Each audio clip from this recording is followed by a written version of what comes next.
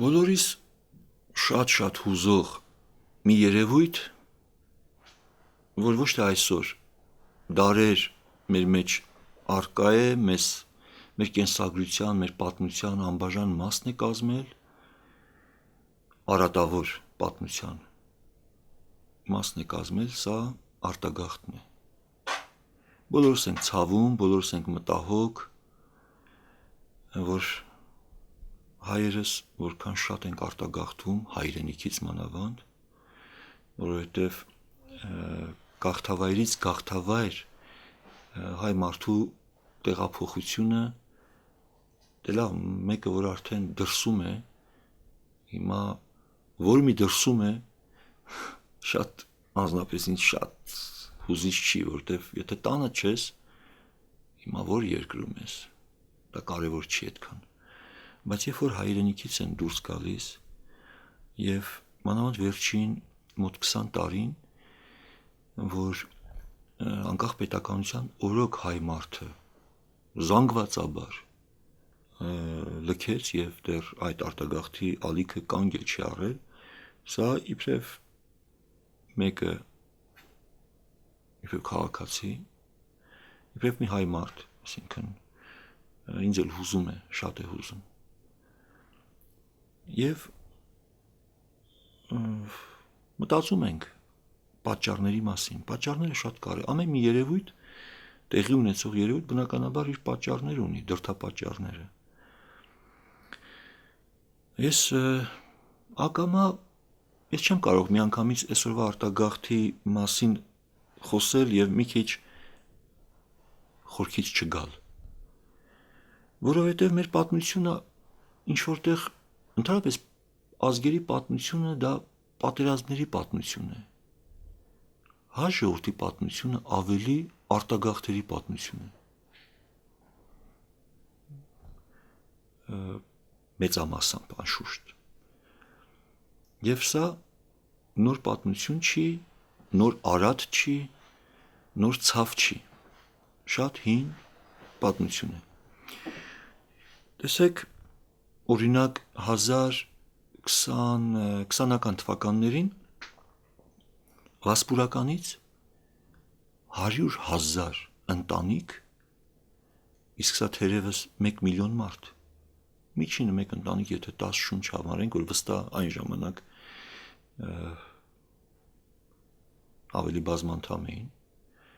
գուցե նվազագույնը 1 միլիոն, որտեղ հայերը գերդաստանային ընտանիքներով էին ապրում։ Ուրեմն Վասիլ կայսեր առաջարկին ընդառաջ ստացան Կեսարիայի եւ Սեբաստիայի շրջանները, որոնք նույնիսկ փոքր հայքի սահմաններից դուրս են, այսինքն ընդհանրապես մեր հայրենիքի սահմաններից դուրս են, բյուզանդական նահանգներ։ Եվ իդիմաց դրա իրենց հայրենիքը հանձնեցին, Վասպուրականը հանձնեցին Բյուզանդիային։ 100,000 ընտանիք կաթողիկոսի գլխավորությամբ, կաթողիկոսի եւ նաեւ Վասպուրականի վերջին թագավորի, Սենեքերիմ թագավորի գլխավորությամբ գաղթեցին մի վայր, որը հայոց հայրենիք չէ։ Միանգամից անցնենք Անիի շրջանը, մինչև Լեհաստան, նորից 100,000-ավոր մարդիկ քաղաքը թողեցին եւ գնացին։ Եվ ամենատարբեր ուղություններով։ Պարսկաստանի ուղությամբ դեպի Ղազբին, Զանջան, դեպի Ղրիմ եւ ավելի հյուսիսարևմուտք դեպի Լեհական Կարպատներ, դեպի Վրաստան մոտ գաղթավայրերը իհարկե նախ եւ առաջ, ամեն ուղությամբ դեպի Հալեբ եւ ավելի հարավ, ամենտեղ ցրվեցին։ Ժամանակի մեջ մեծ մասամբ ուծանալով։ Ռուս-թուրքական պատերազմների շրջանում ամբողջ բարձր հայքի հայությունը, այսինքն Կառնու նահանգի, Կարապետ եպիսկոպոսի գլխավորությամբ, Կարապետ Բագրատունու, արմատախիլ եղավ, նորից շուրջ, որ որքան հիշում եմ 140,000 շունչ եւ ուղղվեցին դեպի Ռուսիո սահմանները։ Ինքը եպիսկոպոսը հենց այդ կարգախոսով էր, նա նույնիսկ չէր իմանում ի սկզբանե ժողովրդին ոտքի հանելով գաղթի համար, չէր իմանում իրեն որտեղ պիտի տեղ տան, իր ժողովրդին որտեղ են տեղ տալու։ Ռուս-թուրքական 1828-29 թվականների պատերազմի արդյունքում Ախալցխայի փաշայությունը ռուսները խլել էին թուրքերից, մահմեդական բնակչությունը մեծ մասամբ Ախալցխայի փաշայությունից դուրս էր եկել,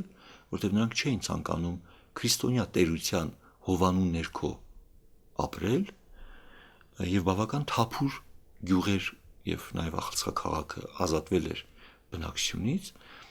եւ ռուսական իշխանություններին ձեռնտու էր նորանվաճ նահանգը բնակեցնել հատկապես հենց քրիստոնյա տարով եւ ռուսները խրախուսեցին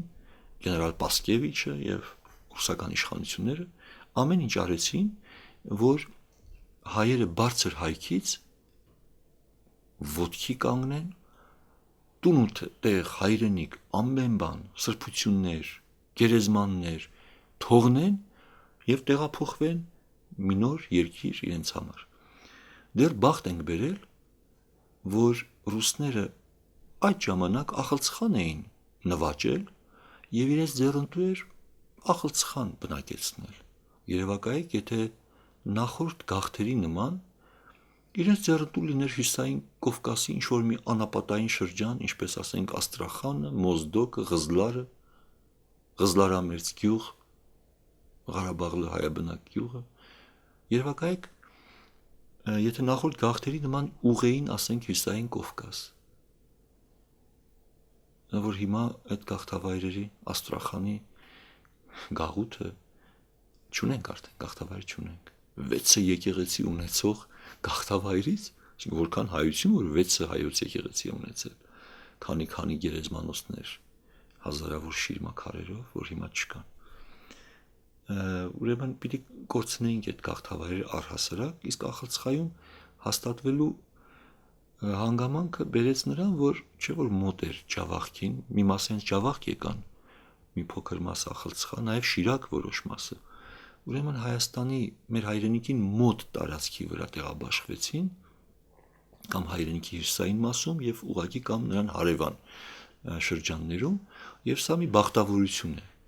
Իրականում սա մի բախտավորություն է, որովհետեւ գոնե հայրենիքից շատ հեռու չմնացին այդ նոր գաղթականները։ Գաղթը կազմակերպող Կարապետ Բագրատունին գայթակղեցնելու համար իր իսկ հոտին շահագրգռելու համար ասում էր.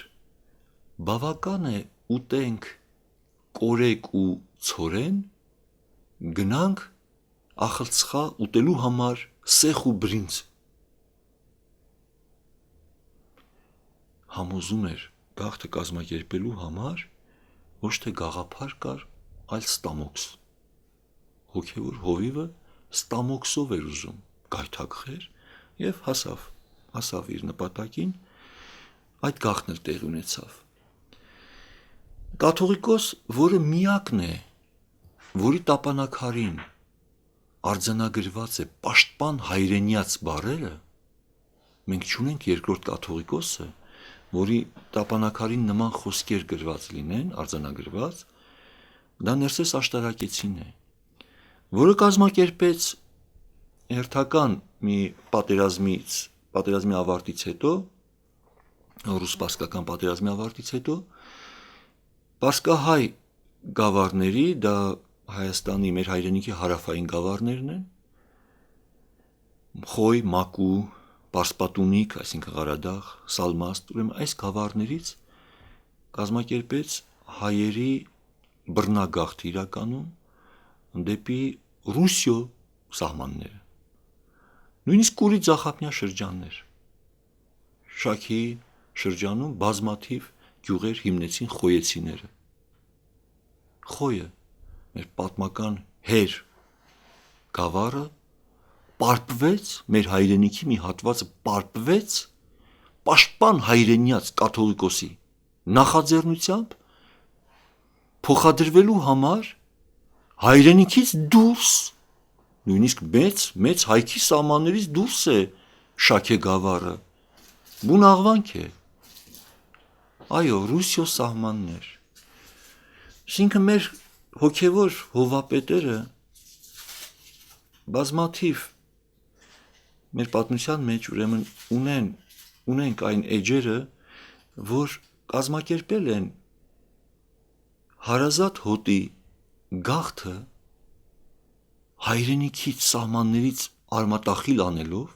ինչպես օրինակ Պետրոս Գետադարս կաթողիկոսը դեպի Կեսարիա եւ Սեբաստիա, եւ կամ Ներսես աշտարակեցի պաշտպան հայրենյաց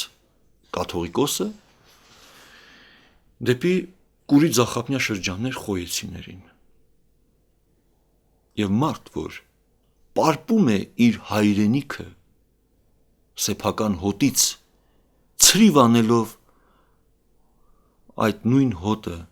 հայրենիքի սահմաններից դուրս, օրինակ Շաքե գավառ, կարող այդպիսի մեկի շիրմաքարին հետագայում արձանագրվի տողեր պաշտպան հայրենյաց։ Ես այս փաստերը, այս երևույթները իհարկե շատ դժվար եմ, ուղղակի ոչ թե դժվար, ուղղակի չեմ կարողանում տեղավորեմ գլխիս մեջ։ Թող կոնե չգրեին, սովորական մյուս կաթողիկոսների նման ավիրեց իր հայրենիքը, նզովեց օրինակ Բարդիղմեոս առաքյալ վանքի վանահորը, որը նույն հրամանը ստանալով պարպելու համար Աղբակ գավառի հայությունը եւս չհնազանդվեց եւ ասեց, որ իմ ժողովրդին ես կորստաբեր գաղթի ճամփան չեմ առաջնորդի եւ սրա համար Աղբակ գավառի եպիսկոպոսանիստ թեմական կենտրոն Բարդուղմեոս առաքյալի վանքի վանահորը, որ ընդդիմացավ փաստորեն այս հրամանին, նզովեց Ներսես աշտարակեցին։ Այսինքն նա ով չուզեց հայրենիքը բնավեր լինի։ Դարեր իրարահաջորդ այս գաղթերով մենք թուլացրինք մեր հայրենիքը, մենք մեր տան մեջ մեր հայրենիքում թուլացանք, եւ ըստ էության այնքան մեզ թուլացրինք ինքներս մեզ, որ մի օր հնարավոր դարձրինք վերջին մնացորդների հետ իրագործել ցեղասպանություն։ Երբ որ ցեղասպանություն իրագործվեց, մենք մեր հայրենիքում ընդհանուր բնակչության արդեն շուրջ 1/3-ն էինք, շուրջ 1/3-ը, եւ սա հենց այդ կորստաբեր գաղթերի իրարահաջորդ գաղթերի արդյունքում։ Հասանք մեր օրերը, ունենք անկախ պետականություն եւ ունենք նորից գաղթեր, որ արդեն հոգևոր առաջնորդները չեն կազմակերպում, որտեվ հոտը, որ դարեր գաղթել է ղեկավարվելով, առաջնորդ ունենալով հոգևոր հովիվներին, դարերի ընթացքում գաղթերի մեջ այնքան է հմտացել, վարպետացել, որ այսօր գաղթելու համար հոգևոր հովվի կարիք չունի։ Ամեն մի հայ շատ հանգիստ կարող է գաղթել եւ գաղթում է նույնիսկ ազգային պետության, որ մի երազ է որևէ ազգի համար, գոյության պայմաններում։ 1252 թվականից մի դեպք հիշեցի։ Ֆրանսիացի դիվանագետ Ռուբրուկը այցելում է Հայաստան Անի։ Անշուշտ Անին արդեն 1252 թիվ, ուրեմն պետությունը Բագրատունյաց արդեն չունենք, այսինքն թագավորանիստ քաղաք չի, բայց Զաքարյան իշխանապետության կենտրոնն է եւ Ռուբրուկը Անիում հյուրընկալվում է Շահնշահի քաղաքի տիրոջ Շահնշահի տուն եւ իր հուշերում նկարագրում է այն, ինչ որ պատահում է իրեն այդ հյուրընկալության ժամանակ։ Շատ դրական տեղեկություններ է փոխանցում, այսինքն գովում է թե շահնշահին, թե տիկնոջը, թե որդուն շահնշահի Զաքարեին, որի մասին անուղակի ձևով ասում է շատ իմաստուն պատանի էր, խելոք, եւ մի բան, որից տպավորվել էր, դա է շեշտում, ասում է ինձ մի հարց տվեց, հակառակ որ ճիշտն ասած ամեն ինչ ունեն, հարստության, կարողությունների, այսինքն որևէ պակասություն այս իմաստով ամեն ինչ ունեն, բայց ասում է ընդ որում կարճ զրույցից հետո, այսինքն պատանին անմիջապես է դա ասել, ինչ է ասել, որ Ռուբրուկը այնքան էր տպավորվել, որ իր կարճ հուշագրության մեջ այս մանրամասները կարող եք կարդալ եվրոպացի ուղեգիրները Հայաստանի եւ հայերի մասին գրքի մեջ, այսինքն այդտեղից հիշելով եմ հիմա ուղղակի այս դրվագը պատմում, Զաքարեն Ռուբրուկին հարցնում է. Ես որ Ֆրանսիա գամ, ինչ չեք պահի։ Երևակայեք, իշխանի որդին, Անիի տիրոջ, Անիի տիրակալի որդին, պատահական անցորդ մի եվրոպացի, ընդամենը մի դիվանագետ, ինքը քաղաքի 1252 թիվ, դեռ քաղաքը իր ծաղկման շրջանը, անշուշտ մոնղոլները արդեն մի անգամ նվաճել էին, բայց շատ լավ գիտենք, որ մշակութային կյանքը եռում էր, կրճօջախներում դեռևս մեծ թվով ձեռագրեր էին ստեղծվում, կյանքը եռում էր, այսինքն դեռ այդ մեծ արտագաղթերը, որ 1319-ից հետո միայն ծայր առան, չկար, քաղաքը ծով բնակչություն, հարստություն, եւ քաղաքի տիրակալի որդին,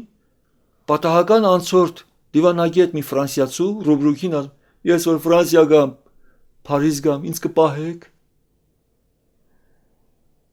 Ինչ ենք ուզում այսօրվա մեր Հայաստանը լքող հայրենակիցներից, ինչ ենք ուզում, Արատի ակունքները, արմատները այնքան խորն են, եւ պատասխանը ստանալու համար շատ երևույթներ պիտի վեր հանենք, վերլուծենք, որպեսզի հասկանանք, թե մեր այսօրվա այս աննկարագիր, անդեմ վիճակը որտեղից է գալիս։ Եվ երբ որ հասկացանք որտեղից է գալիս, գուցեև կհասկանանք դեղամիջոցները, բուժման կերպը ինչումն է, որտեղ է թաքնված, գուցե դա էլ մի օր հասկանանք։